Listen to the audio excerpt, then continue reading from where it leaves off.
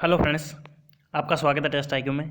Friends, इस video में discuss करेंगे स्ट्रेस स्ट्रेन और इलास्टिक कांस्टेंट। ये इस टॉपिक का तीसरा वीडियो है। इससे पहले हमने दो वीडियो में थ्योरी और काफ़ी क्वेश्चन डिस्कस किए हैं और इस वीडियो में मैक्सिमम न्यूमेरिकल है। जितने भी एग्ज़ाम में न्यूमेरिकल पूछे गए हैं वो हम एक एक डिटेल में डिस्कस करेंगे और एक भी क्वेश्चन जो है रिपीटेड नहीं होगा। यानी कि जितने भी रिपीटेड क्वेश्चन थे वो मैंने हटा दिए हैं। सभी के सभी क्वेश्चन नए हैं और बेस्ट न्यूमेरिकल हैं।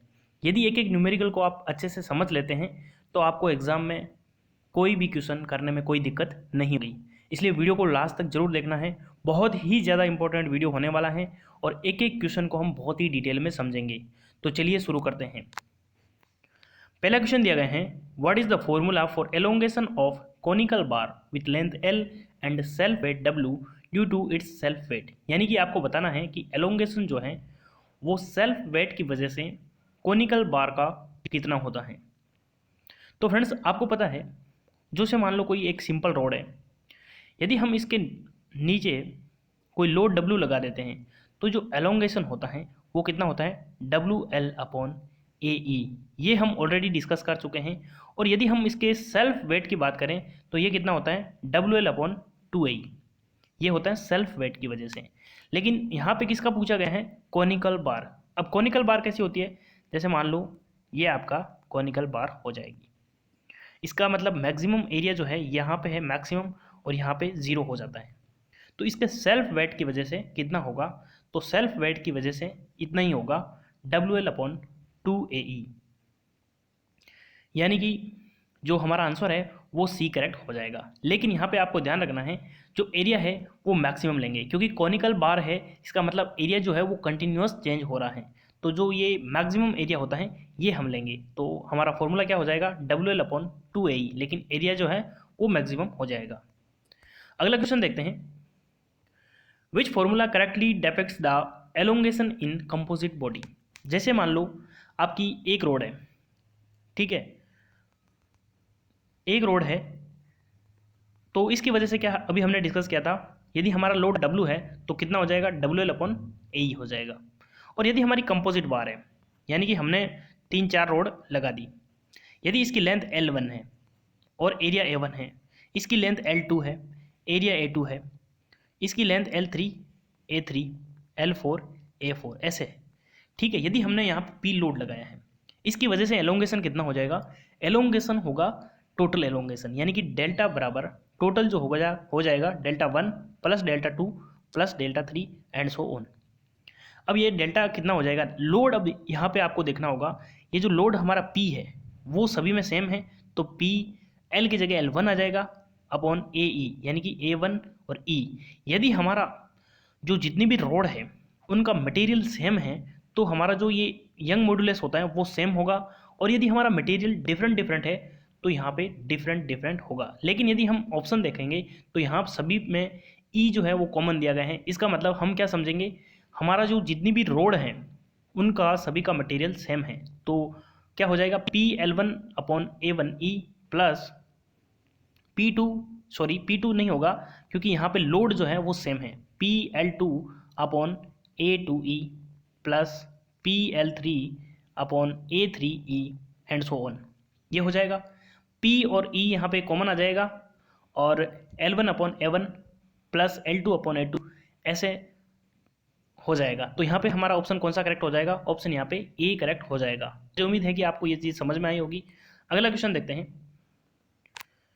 what will be the thermal stress developed in a rod having a diameter of 4 centimeter, length 2 meter? It experience heating from temperature 50 degrees Celsius to 200 degrees Celsius. The coefficient of thermal expansion is alpha is equals to 10 into 10 to the power minus 6 degrees Celsius and young modulus is 250 gigapascal. तो यहाँ पे आपको क्या पूछा गया है, thermal stress developed, यानी कि आपको सिग्मा टी की वैल्यू बताना है। तो यहाँ पे यदि आपको फॉर्मूला याद है तो आप इस क्वेश्चन को इजीली कर पाएंगे। तो मैं चाहता हूँ कि आप खुद कीजिए, पहले वीडियो को पॉज करके पहले सॉल्यूशन निकालिए, उसके बाद में आपको सॉल्यूशन देखना है। तो हम इसका आंसर देखते हैं। तो फॉर्मूला मैंने पिछले वीडियो में आपको बताया था, क्या होता है, थर्मल स्ट्रेस का फॉर्मूला होता है sigma T is equals to E alpha delta T. ये फॉर्मूला मैंने आपको बताया था। तो यहाँ पे बस आपको क्या करना है, फॉर्मूले में वैल्यू पुट करनी है और कुछ नहीं करना है। ई की वैल्यू आपको कितनी दे रखी है, ई की वैल्यू दे रखी है 250 गीगा पास्कल। 250, इसको हम क्या करेंगे, कन्वर्ट कर लेंगे मेगा पास्कल में, तो 10 टू द पावर यहाँ पे 3 आ जाएगा। अल्फा की वैल्यू कितनी दे रखी है, 10 इंटू 10 टू द पावर -6 पर डिग्री सेल्सियस। तो यहाँ पे डेल्टा टी जो है इन दोनों का डिफरेंस हो जाएगा।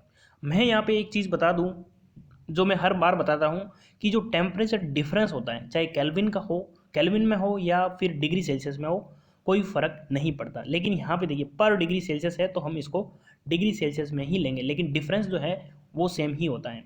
तो 200 माइनस 50 कितना हो जाएगा, 150। अब हम इसको सोल्व करेंगे तो वैल्यू कितनी आ जाएगी, वैल्यू आपके आ जाएगी 375 मेगा पास्कल। अब यहाँ पे आंसर जो है आपका मेगा पास्कल में निकालना है, तो यहाँ पे हमारा ऑप्शन जो है वो डी करेक्ट हो जाएगा। आई होप ये चीज़ आपको समझ में आई होगी, क्योंकि यहाँ पे सिर्फ आपको फॉर्मूला याद होना चाहिए, बस आपको वैल्यू पुट करनी है। अगला क्वेश्चन देखते हैं, which of the following is not considered as a basic type of strain. तो यहाँ पे आपको बताना है कि बेसिक स्ट्रेन कौन सा नहीं है, कंप्रेसिव, शियर, एरिया स्ट्रेन या फिर वॉल्यूमेट्रिक स्ट्रेन। तो मैं यहाँ पे आपको एक चीज़ बता देता हूँ, जो स्ट्रेन होता है वो दो टाइप का होता है, जनरली दो टाइप का होता है। पहला होता है नॉर्मल स्ट्रेन, क्या होता है, नॉर्मल स्ट्रेन, नॉर्मल स्ट्रेन। और दूसरा होता है शियर स्ट्रेन, क्या होता है, शियर स्ट्रेन। नॉर्मल स्ट्रेस जो होता है उसके अंदर कौन कौन से स्ट्रेन आते हैं, नॉर्मल स्ट्रेस के अंदर आते हैं टेंसाइल, कंप्रेसिव और वॉल्यूमेट्रिक। तो यहाँ पे कंप्रेसिव दे रखा है और वॉल्यूमेट्रिक दे रखा है, और शियर जो है वो दूसरा टाइप है, ठीक है। तो इसका मतलब जो हमारा बेसिक टाइप को स्ट्रेन है उसमें हम एरिया स्ट्रेन को कंसीडर नहीं करते। तो यहाँ पे हमारा ऑप्शन कौन सा करेक्ट हो जाएगा, सी करेक्ट हो जाएगा। अगला क्वेश्चन दिया गया है, the elongation in A bar having square cross section of diameter 40 into 40 mm is 2.5 and is subjected to an axial compressive load P kilonewton. If the length of bar is 4 meter and modulus of elasticity E is equals to 250 gigapascal, what is the value of P in kilonewton? तो यहाँ पे आपको बताना है जो P है उसकी value कितनी होगी, यानी कि हम लोड जो लगा रहे हैं उसकी वैल्यू कितनी होगी। बहुत ही सिंपल क्वेश्चन है, बस आपको यहाँ पे फॉर्मूला पता होना चाहिए, जो फॉर्मूला मैं कई बार आपको बता चुका हूँ। तो यदि आप इस क्वेश्चन को करना चाहते हैं तो वीडियो को पॉज कीजिए और सॉल्यूशन निकालिए। फ्रेंड्स मैं आपको बता दूँ, यदि आप फॉर्मूला याद भी है फिर भी आपको क्वेश्चन अपने हाथ से करना है, क्योंकि एग्जाम में जो है कैलकुलेशन का बहुत ही कम टाइम मिलता है। तो यदि आपकी प्रैक्टिस होगी तो आप एग्जाम में बहुत ही कम टाइम में कर पाएंगे, और एग्जाम में आपको पता है कि टाइम बहुत ही कम होता है। तो यहाँ पे सबसे पहले हम देखते हैं कि एलोंगेशन का फॉर्मूला क्या होता है। एलोंगेशन का फॉर्मूला अभी हमने डिस्कस किया था, डेल्टा बराबर PL/AE होता है। तो यहाँ पे आपको एलोंगेशन की वैल्यू दे रखी है, कितनी दे रखी है आपको, एलोंगेशन की दे रखी है 2.5 mm। तो यहाँ पे हम 2.5 mm पुट कर देंगे। लोड आपको निकालना है, लेंथ जो है आपको कितनी दे रखी है, लेंथ आपको दे रखी है 4 मीटर। तो 4 मीटर जो है आपने यहाँ पे mm में पुट किया, तो इसको भी आप mm में रख लीजिए, तो ये 4000 हो जाएगा। एरिया जो है वो आपका mm में है 40 into 40, और ई की वैल्यू आपको किस में पुट करनी है, मेगा पास्कल में। हमेशा जब भी आपको डायमेंशन mm में पुट करनी हो तो जो स्ट्रेस होता है या यंग मॉड्यूलस होता है उसकी वैल्यू आपको मेगा पास्कल में पुट करनी है, क्योंकि फ्रेंड्स आपको पता है न्यूटन पर mm² जो होता है वो क्या होता है, मेगा पास्कल में आ जाएगा। तो ये आपका हो जाएगा, और 250 गीगा पास्कल है तो 10 टू द पावर 3 हो जाएगा। तो यहाँ पे जो P है इसकी वैल्यू कितनी आ जाएगी, P की वैल्यू आ जाएगी 250 किलो न्यूटन। तो यहाँ पे हमारा ऑप्शन कौन सा करेक्ट हो जाएगा, डी करेक्ट हो जाएगा। बस आपको फॉर्मूले में वैल्यू पुट करनी है और ज़्यादा कुछ नहीं करना है। अगला क्वेश्चन देखते हैं, a steel rod whose diameter is 2 cm and 2 meter long experience heating from 30 degree to 150 degrees. The coefficient of thermal expansion is alpha is equals to 12 into 10 to the power minus 6 per degree Celsius. The rod has been restricted in its original position. The thermal stress developed 288 megapascal. What is the value of Young modulus?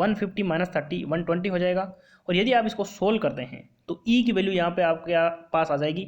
ये mega pascal है तो आपकी value जो है वो mega pascal के अंदर आएगी। तो 200 इंटू 10⁻³ मेगा पास्कल आ जाएगी। लेकिन यहाँ पे जो है यदि आप ऑप्शन देखोगे तो आपको वैल्यू सिंपल दे रखी है, यानी कि इसको गीगा पास्कल में कन्वर्ट करके आंसर लिखा गया है। तो 200 गीगा पास्कल आंसर आपका आ जाएगा। तो यहाँ पे ऑप्शन कौन सा करेक्ट हो जाएगा? डी करेक्ट हो जाएगा। नेक्स्ट क्वेश्चन देखते हैं। Choose the incorrect condition for the thermal stress in a body. तो यहाँ पे आपको थर्मल स्ट्रेस के बारे में इनकरेक्ट स्टेटमेंट बताना है। ऑप्शन जो ए दिया गया है, it is the function of coefficient of thermal expansion. अभी हमने क्वेश्चन डिस्कस किया था sigma T is equal to E alpha delta T होता है। इसका मतलब it is the function of coefficient of thermal expansion. Alpha जो होता है वो क्या होता है? Coefficient of thermal expansion. तो ए तो है आपका करेक्ट हो जाएगा। It is the function of temperature rise. ये डेल्टा टी क्या है? टेम्परेचर डिफरेंस, यानी कि हम कितना टेम्परेचर राइज कर रहे हैं। तो बी भी करेक्ट हो जाएगा। It is the function of modulus of elasticity. तो ई जो होता है ये आपका मॉड्यूलस ऑफ इलास्टिसिटी होता है, यानी कि सी भी करेक्ट हो जाएगा। It is the function of modulus of rigidity. Rigidity क्या होता है? इसे हम जी से रिप्रेजेंट करते हैं और इस फॉर्मूले में कहीं पे भी जी नहीं आ रहा, इसका मतलब डी आपका ऑप्शन है वो इनकरेक्ट हो जाएगा। अगला क्वेश्चन देखते हैं। A steel bar of dimension 10 into 1 into 1 mm is free expand in heating from 15 to 25.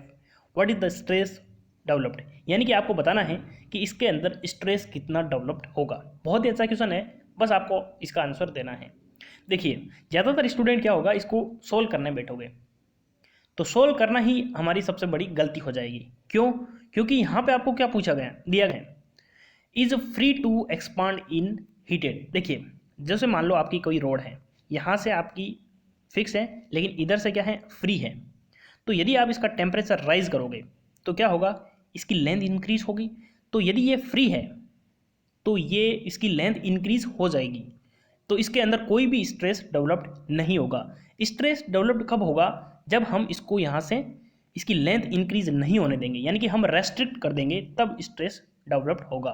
तो यहाँ पे हमारा जो ऑप्शन है वो कौन सा करेक्ट हो जाएगा? No stress. जब भी फ्री टू एक्सपांड लिखा हुआ हो तो आपका आंसर आ जाएगा नो स्ट्रेस। कई बार एग्जाम में क्वेश्चन दिया रहता है, बहुत सारी वैल्यू दे रखी है, बड़ा सा क्वेश्चन दिया जाता है, लेकिन फ्री टू एक्सपांड लिख देगा और नीचे आपका आंसर भी देगा और एक जगह नो स्ट्रेस भी लिख देगा। ज़्यादातर स्टूडेंट क्या करेंगे, जिनको नहीं पता होगा वो कैलकुलेशन करने बैठेंगे और क्वेश्चन भी थोड़ा डिफिकल्ट हो जाएगा, जिसकी वजह से टाइम कंज्यूम हो जाएगा और आपका आंसर भी गलत आएगा। इसलिए आपको ध्यान रखना है, जब भी लिखा हुआ हो फ्री टू एक्सपांड तो आपका आंसर डायरेक्ट आ जाएगा, आपको कैलकुलेशन की करने की जरूरत नहीं है, नो स्ट्रेस आ जाएगा। अगला क्वेश्चन देखते हैं, बहुत ही अच्छा क्वेश्चन है। A cross-sectional bar of area 700 mm square is subjected to an axial load as shown in the figure. What is the value of stress in the section RS? तो PC, CR और RS तीन section आपको दिए गए हैं। जब भी ऐसा क्वेश्चन आपको दिया गया हो तो आपको क्या करना है, सबसे पहले हर एक सेक्शन का आपको जो है लोड कितना दिया गया है वो आपको देखना है। देखिए यहाँ पे आपको कौन सा दिया गया है? RS। इसका मतलब यदि कॉर्नर का कभी भी दिया हुआ हो, इसका मतलब आपको समझना है क्वेश्चन बहुत ही सिंपल हो गया है, आपको लोड निकालने की जरूरत नहीं है। क्योंकि यदि आप इसको यहाँ से क्रॉस सेक्शन देखोगे तो इस साइड आपको देखना है कितना लोड है 63, तो पीसी के अंदर कितना होगा 63 किलो न्यूटन। और दूसरे क्रॉस सेक्शन जैसे मान लो इसमें सीआर में देखना है तो यहाँ पे आप क्रॉस सेक्शन देखोगे आपको इस साइड नेट देखना है, जैसे 63 टेंसाइल है और 35 इसके अंदर आ रहा है यानी कि कंप्रेसिव है, तो दोनों का जो डिफरेंस होगा वो सी आर के अंदर हो जाएगा। और यदि आपको आर एस के अंदर देखना है तो यहाँ पे आपको एक क्रॉस सेक्शन लेना है एक्स एक्स, या तो इसके लेफ्ट साइड में देखना है या इसके राइट साइड में देखना है। तो राइट साइड में आपको एक ही लोड दिख रहा है, कितना है 21 किलो न्यूटन। तो आपको लोड यहाँ पे दिया गया है और एरिया आपको दिया गया है, तो स्ट्रेस क्या आ जाएगा, तो सिंपली स्ट्रेस आपका आ जाएगा, स्ट्रेस क्या होता है लोड अपॉन एरिया। तो आपके पास यदि लोड आ गया है तो स्ट्रेस तो अपने आप आ जाएगा। तो लोड कितना है यहाँ पे देखिए 21 किलो न्यूटन, तो 10⁻³ अपॉन एरिया कितना है 700। तो यदि आप इसको डिवाइड करते हैं तो वैल्यू कितनी आ जाएगी 30 मेगापास्कल, क्योंकि ये किस में है न्यूटन में और ये है mm² में। तो न्यूटन पर mm² जो होता है वो आपका मेगापास्कल होता है। तो यहाँ पे कौन सा ऑप्शन करेक्ट हो जाएगा, ए करेक्ट हो जाएगा। यदि आपको CR में पूछता तो यहाँ पे आपको बीच में क्रॉस सेक्शन लेना है, या तो आपको लेफ्ट साइड में नेट जो लोड है वो कितना है, या फिर राइट साइड में नेट लोड कितना है, दोनों सेम ही आएगा। थोड़ा सा वहाँ पे कॉम्प्लिकेटेड हो सकता है, लेकिन यहाँ पे आपको कॉर्नर वाला पूछा गया है तो 21 डायरेक्ट आ जाएगा। अगला क्वेश्चन दिया गया है, what will be the change in length of steel bar having a square cross section of dimension 40x40 which is subjected to an axial compressive load of 250 kilonewton if the length of the bar is 4 meter and modulus of elasticity is E is equals to 250 gigapascal। तो यहाँ पे आपको बताना है change in length. Change in length का मतलब क्या है, डिफॉर्मेशन। तो डिफॉर्मेशन कितना हो रहा है वो आपको बताना है। ऐसे क्वेश्चन हम कई कर चुके हैं, तो यहाँ पे आपको वीडियो पॉज करना है और इसका आंसर आपको देना है। बहुत ही अच्छा क्वेश्चन है और आप इजीली कर पाएंगे। तो चेंज इन लेंथ का मतलब क्या है, अभी मैंने बताया डिफॉर्मेशन। डेल्टा बराबर क्या होता है PL/AE। बस इस फॉर्मूले में आपको वैल्यू पुट करनी है और आपका आंसर आ जाएगा। P यानी कि लोड आपको कितना दे रखा है 250 किलो न्यूटन। तो 250 इसको मैं किलो न्यूटन को न्यूटन में कन्वर्ट कर लेता हूँ 10⁻³ और आपकी लेंथ कितनी दे रखी है, लेंथ आपकी 4 मीटर दे रखी है। आपको mm में पुट करनी है तो 4000 हो जाएगा। एरिया कितना दे रखा है 40x40, क्योंकि एरिया आपको mm में दे रखा है तो सभी की सभी आपको डायमेंशन mm में पुट करनी है। और उसके बाद में E की वैल्यू कितनी है 250 गीगापास्कल। तो यदि आप mm में पुट कर रहे हो तो आपका E जो है किस में पुट करना है मेगापास्कल में। तो 250 × 10⁻³ इसको यदि आप सोल्व करते हैं तो आपका आंसर आ जाएगा 2.5 mm, यानी कि ऑप्शन यहाँ पे ए करेक्ट हो जाएगा। नेक्स्ट क्वेश्चन दिया गया है, a steel rod whose diameter is 6 centimetre and is 1 meter long experience heating from temperature 40 degree Celsius. The coefficient of thermal expansion alpha is equals to 1.2 × 10⁻⁻6 per degree Celsius and Young modulus E is equals to 300 gigapascal. If the rod has not been restricted in original position, the thermal stress developed is।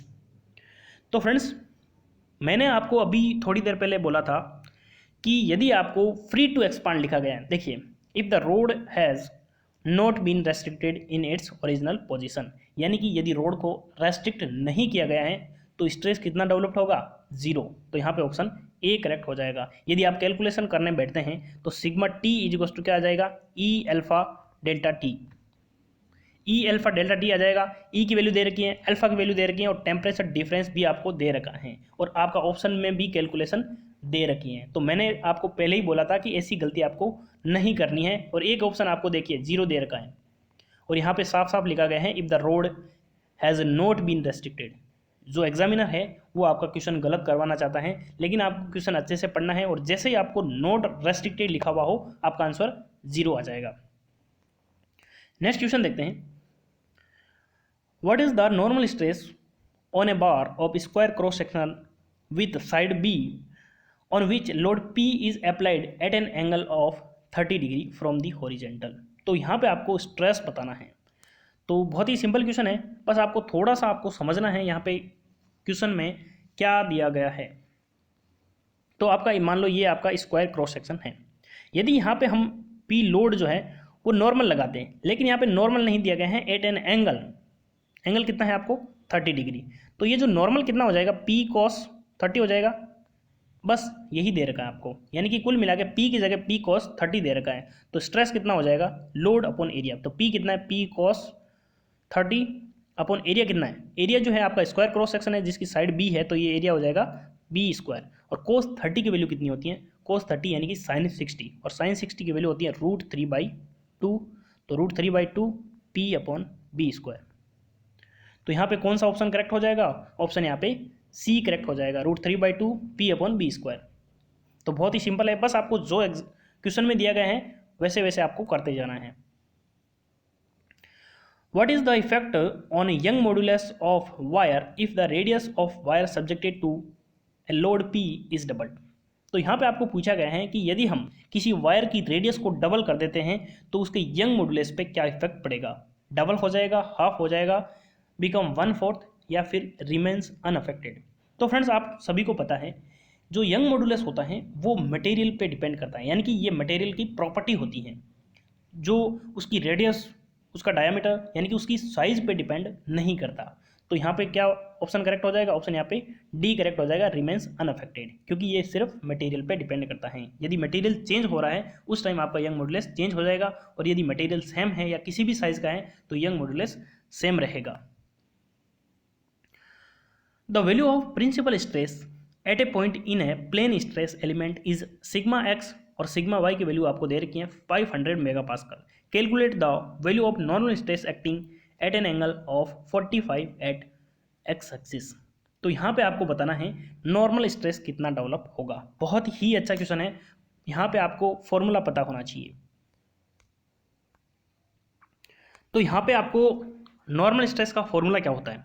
Normal stress sigma N equals to होता है आपका sigma x plus sigma y upon 2 plus sigma x minus sigma y upon 2 cos 2 theta plus 2xy sine 2 theta. ये formula होता है। यहाँ पे theta की वैल्यू आपको कितनी दे रखी है? यहाँ पे आपको थीटा की वैल्यू जो है वो 45 दे रखी है।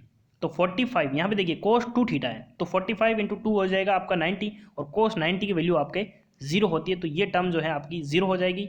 और यहाँ पे शियर स्ट्रेस नहीं दे रखा है, यानी कि 2xy की वैल्यू कितनी है? 0 है, तो ये टर्म भी 0 हो जाएगी। तो हमारा सिग्मा एन की वैल्यू कितनी आ जाएगी? Sigma x plus sigma y upon 2, और सिग्मा एक्स और सिग्मा वाई जो है वो आपको सेम दे रखा है। तो सेम दे रखा है तो 500 प्लस 500 1000 अपॉन 2, यानी कि वैल्यू आपके कितनी आ जाएगी? 500। तो यहाँ पे ऑप्शन बी करेक्ट हो जाएगा। कौन सा ऑप्शन करेक्ट हो जाएगा? बी। बस आपको फॉर्मूला पता होना चाहिए। नेक्स्ट क्वेश्चन देखते हैं। The Young modulus and thermal stress developed in steel rod of diameter 2 centimetre and length 2 metre is 200 gigapascal and 288 megapascal respectively.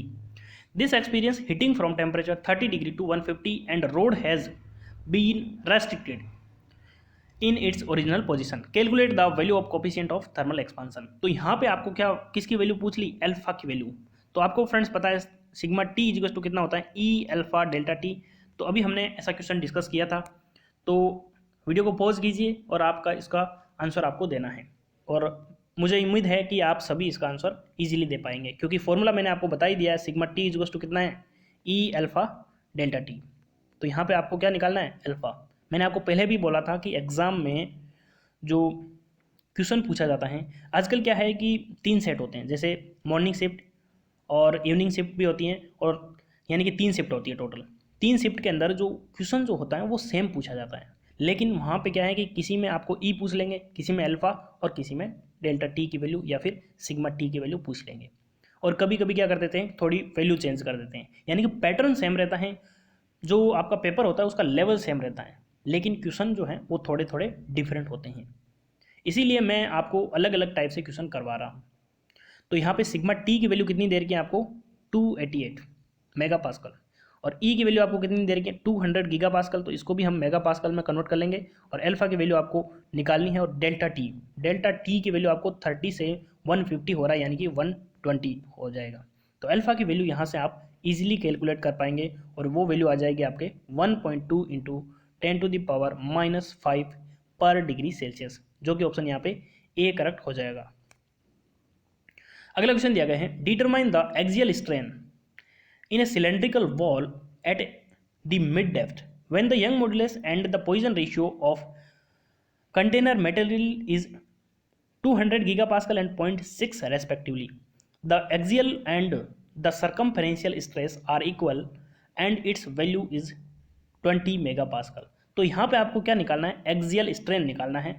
तो बहुत ही अच्छा क्वेश्चन है, आपको पता होना चाहिए कि जो स्ट्रेन होता है उसका फॉर्मूला क्या होता है।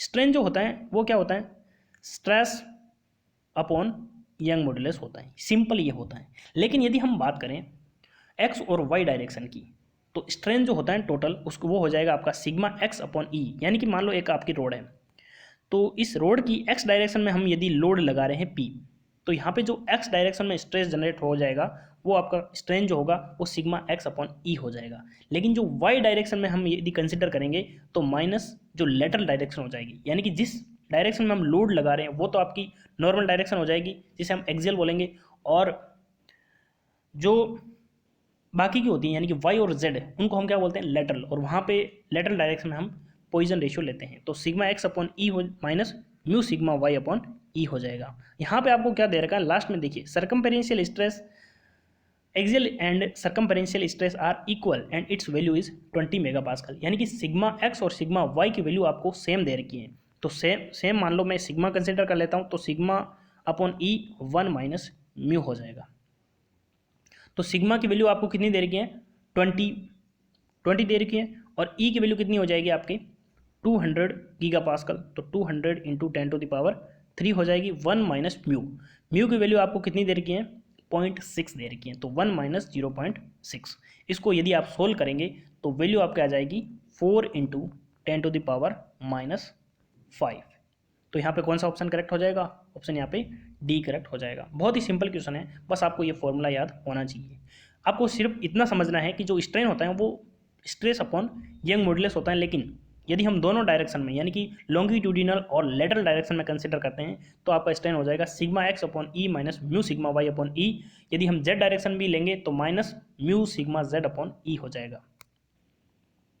अगला क्वेश्चन दिया गया है, the elongation in a steel bar having a square cross section is 2.5 mm which is subjected to an axial compressive load of 250 kilonewton. If the length of bar is 4 meter and modulus of elasticity E is equals to 250 gigapascal, what is the dimension of square cross section?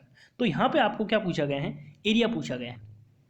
लेकिन यहाँ पे काफ़ी student को ये confuse होगा कि यहाँ पे देखिए कंप्रेसिव स्ट्रेस दे रखा है और यहाँ पे दे रखा है एलोंगेशन। तो यदि आपका स्ट्रेस जो है यानी कि लोड जो है वो कंप्रेसिव होगा तो एलोंगेशन कैसा होगा। यदि एलोंगेशन का मतलब है कि उसकी लेंथ में चेंज, यदि टेंसाइल होगा तो लेंथ इंक्रीज होगी, लेकिन कंप्रेसिव होगा तो लेंथ डिक्रीज होगी। यानी कि लेंथ डिक्रीज हो रही है यानी कि उसकी लेंथ में जो चेंज हो रहा है उसको हम क्या बोल रहे हैं, एलोंगेशन बोल रहे हैं। तो बस आपको यहाँ पे फॉर्मूले में वैल्यू पुट करनी है और आपका आंसर आ जाएगा। यहाँ पे आप नोटिस करते होंगे कि जितने भी न्यूमेरिकल एग्जाम में पूछे गए हैं सभी फॉर्मूला बेस्ड है, क्योंकि आपको एग्जाम में टाइम बहुत कम होता है, इसलिए एग्जामिनर जो क्वेश्चन पूछता है वो फॉर्मूला बेस्ड ही पूछता है। बस आपको फॉर्मूले पता होना चाहिए, कंसेप्ट पता होना चाहिए, आपका आंसर इजीली निकल पाएगा। तो डेल्टा का फॉर्मूला अभी हमने देखा था, यानी एलोंगेशन जो होता है वो क्या होता है, PL अपॉन AE होता है। यहाँ पे आपको वैल्यू किसकी पूछी गई है, एरिया की।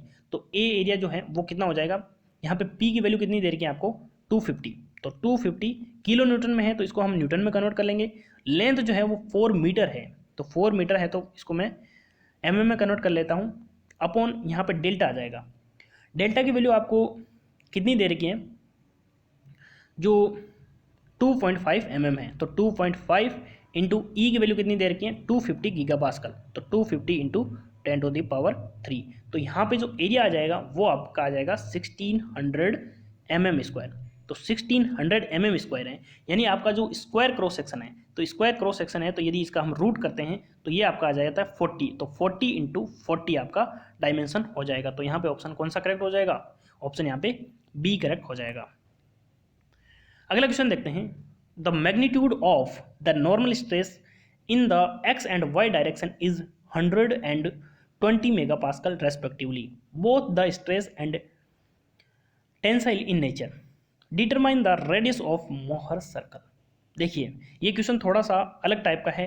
मोहर सर्कल यदि आपको पता है तो अच्छी बात है, लेकिन यदि आपको मोहर सर्कल के बारे में कुछ नहीं पता तो यदि आपको फॉर्मूला याद है तो भी आपका आंसर करेक्ट हो जाएगा। तो ये मैं आपको डायरेक्ट फॉर्मूला बता देता हूँ, रेडियस ऑफ मोहर सर्कल तो ये होता है आपका sigma x minus sigma y upon 2 का square plus tau x y, यानी कि ये जो शियर स्ट्रेस है सिग्मा एक्स और सिग्मा वाई जो है ये आपका नॉर्मल स्ट्रेस है और शियर स्ट्रेस है। शियर स्ट्रेस यहाँ पे आपको दिया गया नहीं है, इसका मतलब टो एक्स वाई की वैल्यू कितनी हो जाएगी, 0 हो जाएगी। तो इसका जो स्क्वायर है अंदर और ये रूट है, तो यहाँ पे वैल्यू कितनी आ जाएगी, sigma x minus sigma y upon 2। Shear stress दिया हुआ होता तो आपको रूट करने में थोड़ा कॉम्प्लिकेटेड होगा, लेकिन यहाँ पे आपको नॉर्मल स्ट्रेस दे रखा है। एक्स और वाई की वैल्यू कितनी दे रखी है, 100 माइनस 20 अपॉन 2। 100 माइनस 20 यानी कि 80, 80 अपॉन 2 यानी कि 40। तो यहाँ पे हमारा आंसर बी करेक्ट हो जाएगा, 40 mm। अगला क्वेश्चन देखते हैं। Determine the change in volume of block length 15 centimetre, width 10 centimetre, height 8 centimetre, undergoes A volumetric strain of 1 upon 2500।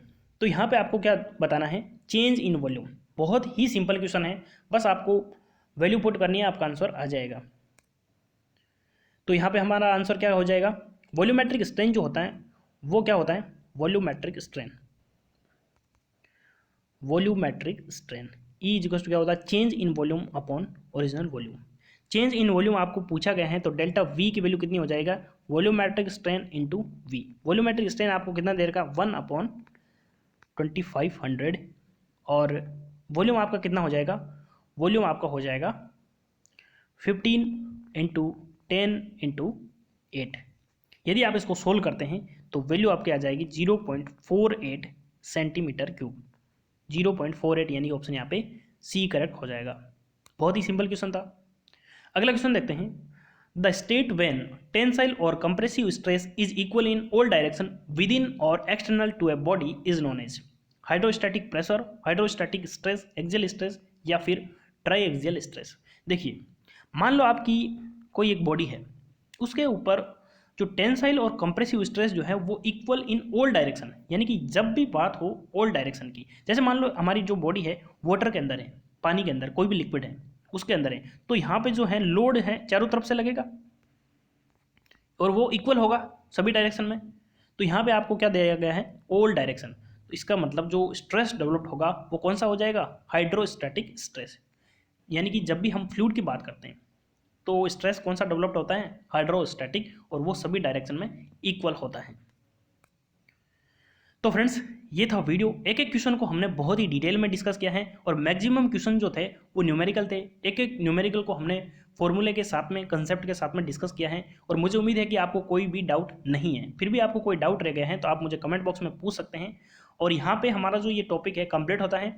अगले वीडियो में हमारा जो टॉपिक होगा वो shear force and bending moment का होगा, जिसके हम जितने भी एसएससी जेईई के प्रीवियस एग्जाम में क्वेश्चन पूछे गए हैं वो हम डिस्कस करने वाले हैं। आपको वीडियो कैसा लगा कमेंट बॉक्स में ज़रूर बताना, और यदि आपको वीडियो पसंद आता है तो वीडियो को लाइक करें, दोस्तों के साथ शेयर करें, और चैनल पर पहली बार विजिट कर रहे हैं तो सब्सक्राइब जरूर कर लें। तो वीडियो को कंप्लीट देखने के लिए धन्यवाद। मिलते हैं अगले वीडियो में, तब तक के लिए जय हिंद, जय भारत।